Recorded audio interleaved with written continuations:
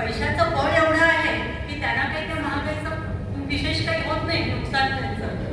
पण जो मध्यमवर्गीय आहे त्यांचं काय आहे की सगळा पैसा पूर्वी बँकेत ठेवत होते आधीच्या पिढीपर्यंत, व्याज चांगलं मिळत होतं आणि मग गुजराण बऱ्यापैकी व्हायची. पण आज असं झालेलं आहे की मिळणारं व्याज बँकांवरती ते खूप कमी आहे आणि परत शेअर्समध्ये म्युच्युअल फंडांमध्ये वगैरे जर ठेवायचं म्हटलं तर त्याच्यासाठी जोखीम पत्करायला मन तयार होत नाही.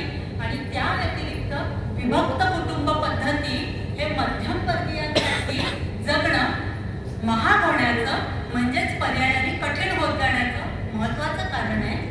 आणि आपला बहुसंख्य भारतापुरता विचार केला तर बहुसंख्य लोक हे खेड्यात राहणार आहेत. खेड्यामध्ये शेतकरी वर्ग, कामगार, मजूर, कारागीर, तर ह्यांचं जीणं मुळात गरिबीचं, वाढत्या महागाईमुळे अधिक गरिबीचं आणि मग कर्जबाजारीपणा आणि मग एखाद्या वेळेला एखाद्या शेतकऱ्यांनी आत्महत्या केल्याची बातमी आपण पेपरात वाचतो. इथं तेच मला सरणावर जाताना कळले होते, मरणाने केली सुटका, जगण्याने छळले होते. कविवर्य सुरेश भट यांची ही गझल वेगळ्या स्वरूपात आहे, पण इथे हे जे समर्पक दर्शन घडतं या ओळीमधनं तर त्यांची व्यथा मांडण्यासाठी. आणि बरं की सरकार आपल्या परीने लाडकी बहीण योजना असेल किंवा ST मध्ये महिलांना, सिनियर सिटीजनना बरेच कन्सेशन दिले जातात, योजना राबवतात, पण त्या काही शेवटी त्या अल्पस्वल्पच होतात आणि बहुसंख्य लोक महागाईमुळे भरडून निघतात. हेच खरं आहे. आर्थिक नियोजन कोसळतं. आज ज्या अत्यावश्यक गोष्टी आहेत, कितीही महागाई हो, मी कमी करू शकत नाही त्या. आणि अन्न, वस्त्र, निवारा मूलभूत गरजा म्हणाव्यात तर निवारा, जागेच्या किमती आकाशाला भिडलेल्या आहेत, इथपर्यंत ठीक आहे. पण एकेका वेळेला बघा की आपण आकर्षक जाहिरातीनं फसतो आणि मग भुलून एखादी अगदी साबणापासून फर्निचर पर्यंतची गोष्ट सुद्धा अवाच्या सव्वा किमतीला विकत घेतो. तर इथे आपण डोळसपणाने विचार करण्याची आपला अनाठाही खर्च होतो आणि कायम शिंगा हा महागाईच्या नावाने केला जातो. तर ह्याचा पण एक विचार करायला हवा.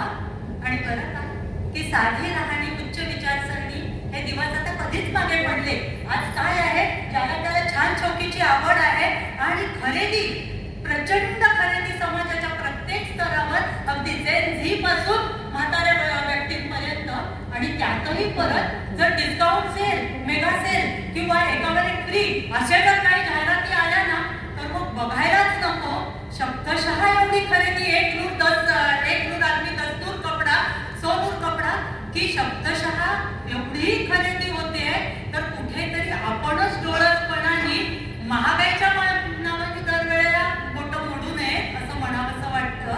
आणि परत एक मजा आहे ना की स्वतःसाठी कितीही खरेदी करू, पण हीच आध्यात्मिक म्हणजे धार्मिक, सामाजिक, सांस्कृतिक अशा गोष्टींसाठी काही खर्च करा म्हटलं की मग मात्र हात आखडता घेतला जातो.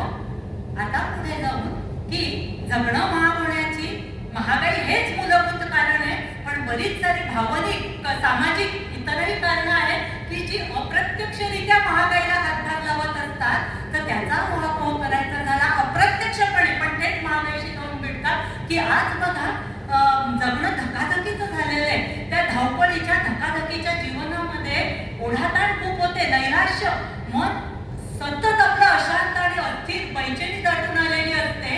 आणि अशा वेळेला म्हणजे नैसर्गिकरित्या माणूस आता माणसापासून दूर चाललेला आहे आणि प्रेम, आपुलकी ह्याच्या जागी आता सगळा यांत्रिकपणा, कोरडेपणा वाढायला लागलेला आहे. तर त्यामधनं माणसं दूर गेली, संवाद मुके झाले, मरण स्वस्त झालं, जगणं कठीण झालं. मरण स्वस्त आणि जगणं कठीण झालं अशीच शब्दशः परिस्थिती आहे. अहो पण बघा की तो प्रत्येक जण आपण मोबाईलवरती किती वेळ देतो, तेव्हा वेळेची किंमत नाही, पण आपल्या घरच्यांसाठी वेळ द्यायची वेळ आली, बोलण्याची वेळ, जर वेळ मागितला, समाजासाठी वेळ द्यायचा असेल तर मात्र मला वेळ नाही. म्हणजे वेळ हा सुद्धा टाइम इज मनी म्हणतो, पण किती वरदान झालंय की कोणी कोणाकडे तर लक्ष द्यायलाच राहिलं अशी परिस्थिती झाली आहे. आणि परत जाऊन की आज बघा की रस्त्यावरचा वाढता ट्रॅफिक हे सगळी का कारण घेते आपलं ह्याच्यात शारीरिक मानसिक सगळं आरोग्य भरपूर निघताय. शेवटी हॉस्पिटलायझेशन मनोरुग्णाकडे आणि जातो शरीर बिघडवून. तर रस्त्यावरचा वाढता ट्रॅफिक काय, हॉर्न, कर्कश आवाज, नंतर सारखे सगळ्या धर्मियांचे होणारे एकसारखे उत्सव, त्यात ते डीजे आणि इमारती डेव्हलपमेंटला जात आहेत. तर केवढा ध्वनी आणि वायू प्रदूषण, त्यामुळे मन सतत अशांत आणि अस्थिर आहे. आणि त्याच्या पुढे जाऊन वाढते अपघात, घातपात, डिजिटल क्राईम्स, या सगळ्यामुळे काय झालंय की बघता बघता आरोग्य, शांतता, स्वास्थ्य, समाधान आपल्या आयुष्यातलं हरपल्यासारखं झालेलं आहे. आणि शरीर जरा पूर्वी काय होतं, फॅमिली डॉक्टर कन्सेप्ट होती, काही झालं की आपण आपल्याला डॉक्टर आपल्याला उपाय सुचवायचे, ती तिला परवडणारी होती. पण आज स्पेशालिस्टकडे धाव घ्यावी लागते, किंवा हे शिक्षणावरती होणारा खर्च असेल, किंवा आपल्या ट्रिपला जातो, केवढ्या म्हणजे छोट्या छोट्या प्रमाणात काही करणं राहिलेलंच नाहीये. ज्याचा त्याचा इव्हेंट सेलिब्रेशन झालेलं आहे. मग तो घरातला साधा हळदी कुंकू असून दे की फॅमिली गेट टुगेदर असून दे, पण या सगळ्यांपासून आत्मपरीक्षण करूया, कुठे कुठे मी माझे खर्च कमी करू शकते आणि जगणं महागच होत जाणार आहे. पण निराश न होता बी पॉझिटिव्ह, आशावादी दृष्टिकोन ठेवूया. पूर्वजांचं जे धोरण होतं